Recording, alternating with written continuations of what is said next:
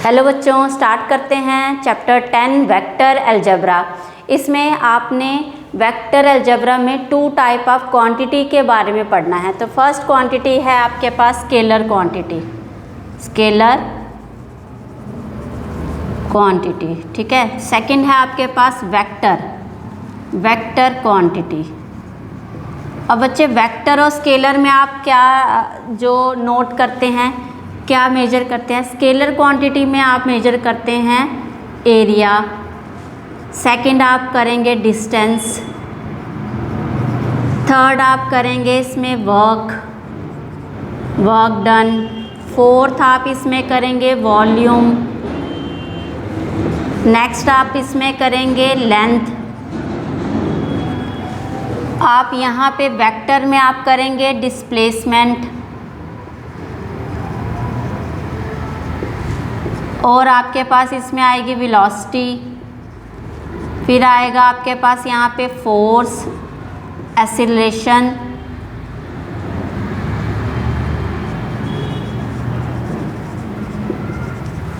Electric,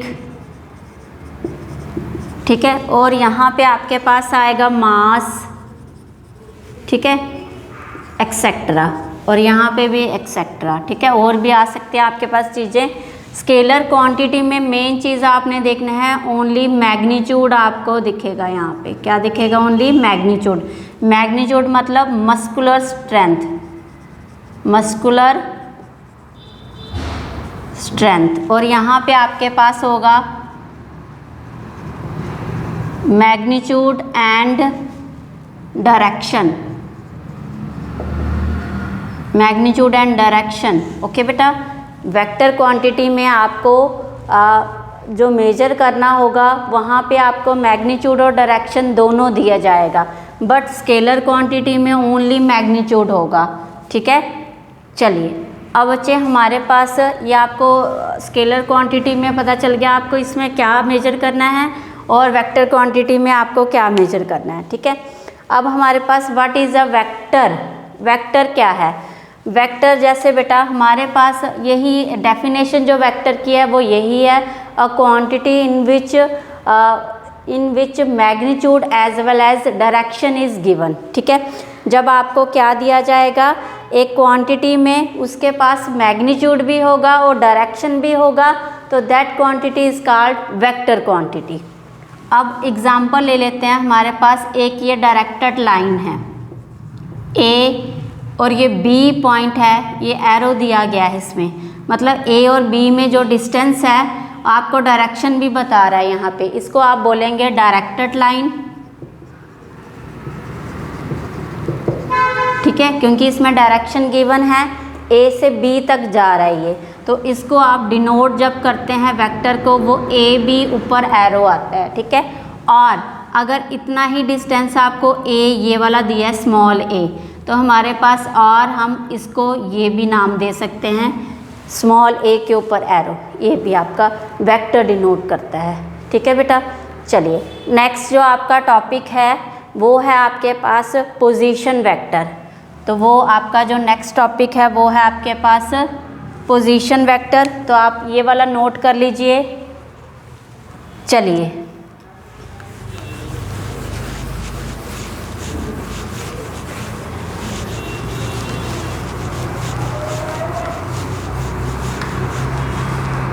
अब बच्चे आपने 2 डायमेंशनल प्लेन पढ़ा हुआ है, ये आपके पास है 3 डायमेंशनल प्लेन, ठीक है। यहाँ पे आपके पास x पॉइंट है, ये y है और ये z है, ठीक है। यहाँ पे इसका ओरिजिन पॉइंट है O, ओरिजिन पे आपके पास 3 कोऑर्डिनेट मिलेंगे, 3 0 O 0 0 सॉरी, ये आ गया आपके पास P पॉइंट, ओके। अब P के कोऑर्डिनेट यहाँ पे x y और z होगा।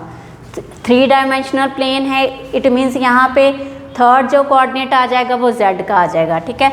और ये जो आपके पास OP दी गई है, ये OP एक डायरेक्शन दी गई है, ठीक है। OP एक आपके पास P एक पोजीशन दी गई है, O से P तक का जो डिस्टेंस है आपके पास वो R है, ठीक है। अब आपको OP फाइंड करना है, तो आपके पास क्या आएगा, OP मॉडुलस, तो हमारे पास direction cannot be distance cannot be negative, ठीक है। तो आपके पास आ जाएगा X square plus Y square plus Z square. इस तरह से आप ओपी जो है वो फाइंड कर लेंगे, ठीक है बेटा, क्लियर है। ओपी जैसे ये आर है आपका आर, ठीक है, आर, इसको भी आप इसी तरह से लिखेंगे। आर को कैसे फाइंड करेंगे, इस वे से, ओके। अब क्वेश्चन करेंगे आपको थोड़ा ज़्यादा क्लियर होगा। अभी आप सिर्फ फॉर्मूला देखिए, ओके बेटा, ये आ गया। अब आपको बोला जाएगा ये आपके पास क्या है, पोजीशन वेक्टर, ठीक है, ये आपको पोजीशन वेक्टर दिया गया है, ओके। चलिए अब आपको निकालना है डायरेक्शन कोसाइन। इसी से आपका जो निकलेगा डायरेक्शन कोसाइन। अब आपका निकलेगा यहाँ से डायरेक्शन कोसाइन। बहुत इंपॉर्टेंट टॉपिक है ये डायरेक्शन कोसाइन।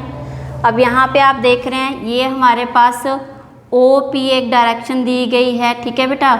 OP से आपने R मतलब ये जो डिस्टेंस दिया गया OP का वो R ही है आपके पास।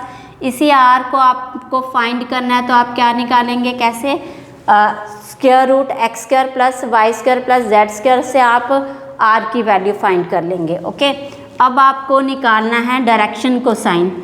अब यहाँ से हम एक पॉइंट ले लेते हैं A, ओके बेटा। अब ये AOP एंगल, तो इसका ये जो एंगल है इसको आप नाम दे देंगे अल्फ़ा, ठीक है। फिर आपके पास यहाँ से ये जो लेंथ आपकी है ये एक्स चल रही है, ये वाई चल रही है, यहाँ से इतना एंगल आ जाएगा आपके पास बीटा, ठीक है। फिर आपके पास OPZ के साथ जो एंगल बनेगा वो बनेगा गामा, ओके बेटा। अब आपको ये एंगल फाइंड करने हैं, इन्हीं को नाम दिया गया है डायरेक्शन कोसाइन। कॉस की हेल्प से जो आपको यहाँ पे आपने एंगल निकाले हैं, कॉस की हेल्प से आपने जो फाइंड की है वैल्यू किसकी, यहाँ पे डायरेक्शन कोसाइन जो आपको वर्ड दिया गया है, इसका मतलब यही है जो कोसाइन की वैल्यू की हेल्प से आपने जो एंगल फाइंड किए हैं उसी को आपको बोला गया है डायरेक्शन कोसाइन, ठीक है। जैसे हमारे पास आपने कॉस अल्फ़ा निकालना है, तो हमने यही एंगल जैसे OAP आपने बनाया, ये बना लिया आपने एक OAP, ठीक है। तो ये आ जाएगा ऐसे, ओके बेटा। अब यहाँ पे बुक में आपको ये मेंशन किया गया है ऐसे, ओके। ये तो बेटा यहाँ पे जो OP है ये स्टेट आपके 3 डायमेंशनल प्लेन है ना, OP यहाँ सामने ऊपर है ये, ठीक है। तो इसलिए आपके पास ये एंगल क्या होगा, राइट एंगल होगा। तो यहाँ पे जो अल्फ़ा है आपके पास और कॉस की आपने वैल्यू निकालनी, ये आपके पास लाइन जो जा रही है ये एक्स लाइन चल रही है, ये एक्स ले लेंगे, और ये आपके पास क्या है, आर है, तो ये आ जाएगा x/r, ठीक है।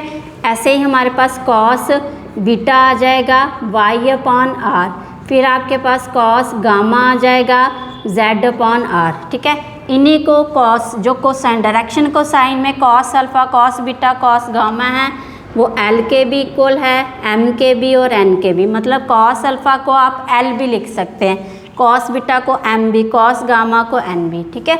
इससे भी ये डिनोट होते हैं। चलिए ये हो गया। अब आपके पास नेक्स्ट है टाइप ऑफ वेक्टर। तो हमारे पास डिफरेंट टाइप ऑफ वेक्टर हैं। सबसे पहले है ज़ीरो वेक्टर। तो ज़ीरो वेक्टर क्या है, यहाँ पे देखिए फर्स्ट है हमारे पास ज़ीरो वेक्टर। अब ज़ीरो वेक्टर क्या है बेटा, जैसे हमारे पास इनिशियल और टर्मिनल पॉइंट जो है वो वेक्टर का सेम है।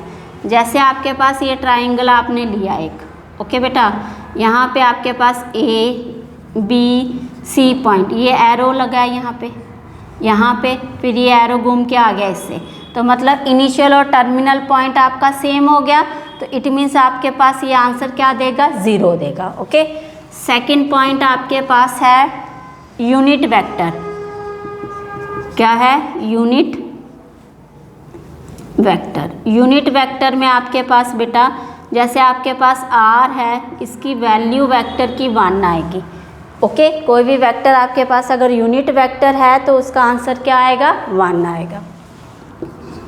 थर्ड आपके पास है को इनिशियल वेक्टर। को इनिशियल वेक्टर आपके पास क्या है, मतलब जिसके स्टार्टिंग पॉइंट मतलब इनिशियल पॉइंट जो है सेम है उसको बोलेंगे को initial point. Same initial point तो उसको आप क्या बोलेंगे, को इनिशियल। जैसे ये मैंने एक ट्राइंगल बनाया, ठीक है, ये आपने लिया B पॉइंट, ये C, तो यहाँ पे हमारे पास इनका को इनिशियल पॉइंट जो है वो क्या है, सेम है, तो इसको आप क्या बोलेंगे, को इनिशियल वेक्टर। ओके, नेक्स्ट आपके पास है कोलिनियर वेक्टर। आपने ये नोट कर लिया। चलिए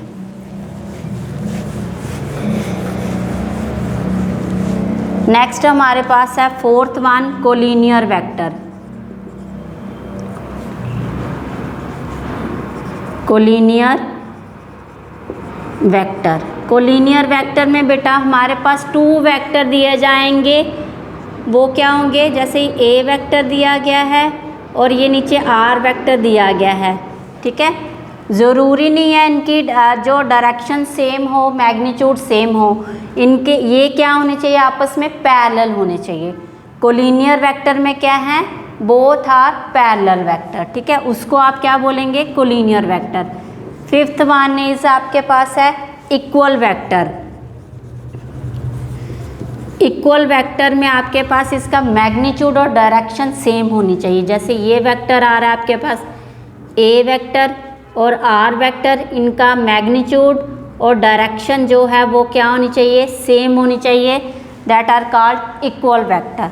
और 6 पॉइंट है आपके पास नेगेटिव वेक्टर। नेगेटिव वेक्टर, अब नेगेटिव वेक्टर क्या है, जैसे हम मान लें ये हमारे पास ए बी, ए जो है वो क्या है, B A is negative of A B, ठीक है। अब बी ए को आप लिख सकते हैं equal to minus A B. इसमें क्या होता है, जो पोजीशन है वेक्टर की वो क्या होगी, अपोजिट होगी। पोजीशन ऑफ वेक्टर क्या होगी बेटा, अपोजिट होगी। ओके, तो उसको आप क्या बोलेंगे, नेगेटिव वेक्टर, ठीक है बेटा। चलिए ये हो गया हमारे पास वेक्टर। फर्स्ट एक्सरसाइज से रिलेटेड जो भी इंट्रोडक्शन थी वो हमने कर ली है। अब नेक्स्ट हम वीडियो में करेंगे इसकी फर्स्ट एक्सरसाइज। ओके, अगर वीडियो अच्छी लगी तो please like share and subscribe my YouTube channel. Thank you.